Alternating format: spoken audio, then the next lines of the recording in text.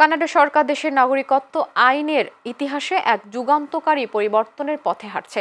বিল সি-3 নামে পরিচিত এই নতুন আইনটি কার্যকর হলে বিদেশে জন্ম নেওয়া হাজার হাজার কানাডীয় বংশোদ্ভূত পরিবার ব্যাপকভাবে উপকৃত হবে এবং দীর্ঘদিনের নাগরিকত্ব সংক্রান্ত জটিলতার সমাধান হবে বলে আশা করা হচ্ছে। কানাডার অভিবাসন মন্ত্রী লেনা মেটলেস ডিয়াপ এই আইন সংস্কারের গুরুত্ব তুলে ধরে বলেন, বিল সি-3 কানাডার নাগরিকত্ব আইনের দীর্ঘদিনের সমস্যাগুলো সমাধান করবে এবং বিদেশে জন্ম নেওয়া বা দত্তক নেওয়া শিশুদের পরিবারের জন্য ন্যায্যতা আনবে। তিনি আরও বলেন, এই সংস্কারের মাধ্যমে পুরনো আইনের কারণে বাদ পড়া মানুষকে নাগরিকত্ব দেওয়া হবে এবং ভবিষ্যতের জন্য সুস্পষ্ট নিয়ম তৈরি হবে যা আধুনিক পরিবারগুলোর জীবনযাত্রাকে বিবেচনা করে।